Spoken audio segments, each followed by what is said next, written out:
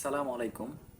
যারা সৌদি আরবে আসবেন অথবা আসার চিন্তা ভাবনা করতেছেন, তারা ভাবতেছেন যে কিভাবে সৌদি আরবের আরবি ভাষা শিখবেন। আমি একবারে সহজভাবে কিছু টপিক আপনাদেরকে ধরিয়ে দেব। অবশ্যই আপনারা আরবি পারবেন। প্রথমত, আনা, ইনতা, হুয়া। আনা মানে হচ্ছে আমি, ইনতা মানে হচ্ছে তুমি, হুয়া মানে হচ্ছে সে। এখানে তিনটা মানুষ, আনা, ইনতা, হুয়া। আনা মানে হচ্ছে আমি, ইনতা মানে হচ্ছে তুমি, হুয়া মানে হচ্ছে সে। এই তিনটা জিনিস সব কাজের মধ্যে ব্যবহার করা হয় বেশিরভাগ। আর বেশিরভাগ হচ্ছে আপনাদের ছোট ছোট ওয়ার্ড আছে, শব্দ আছে, এগুলো আপনার মুখস্থ করতে হবে। তাল মানে হচ্ছে আশা, রু মানে হচ্ছে যাওয়া। তাল মানে আশা, রু মানে হচ্ছে যাওয়া। কিদ্দাম আরবি, বাংলা হচ্ছে সামনে। কিদ্দাম আরবি, বাংলা হচ্ছে সামনে। ওয়ারা মানে হচ্ছে পিছনে। আউয়াল মানে হচ্ছে প্রথম। আখের মানে হচ্ছে শেষ। তো এরকম ছোট ছোট আরবিগুলো আপনার মুখস্থ করতে হবে, তাহলে ইনশাল্লাহ আরবি ভাষা পারবেন।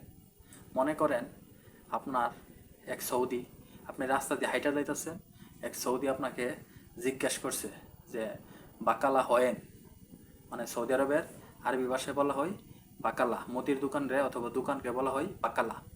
যদি সৌদি আপনাকে প্রশ্ন করে যে হয়েন বাকালা, তখন আপনি কি বলবেন? তখন আপনি বলবেন সোয়া বাইত, মানে একটু দূরে।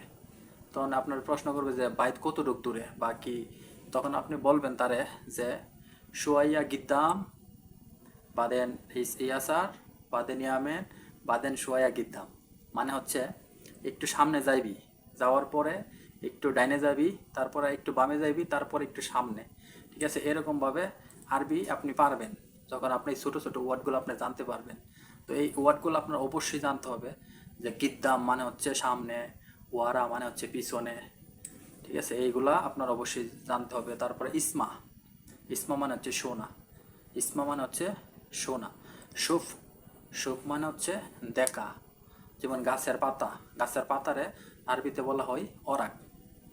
গাছকে বলা হয় সাজার, সাজার। পানিকে বলা হয় ময়া, পানিকে আরবিতে বলা হয় ময়া।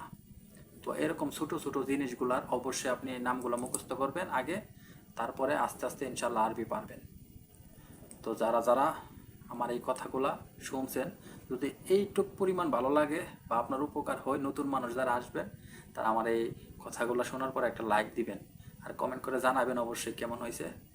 আর আমার এই চ্যানেলটা নাম হচ্ছে ম্যাগনারসর। এই ম্যাগনারসর চ্যানেলটা সাবস্ক্রাইব করে রাখবেন। দ্বিতীয়বার সৌদি আরবের টুকটাক বিষয় নিয়ে সেটা ভিডিও বানাইলে সবার আগে আপনার কাছে পৌঁছাবে ইনশাআল্লাহ। তো ভালো থাকবেন। আসসালামু আলাইকুম।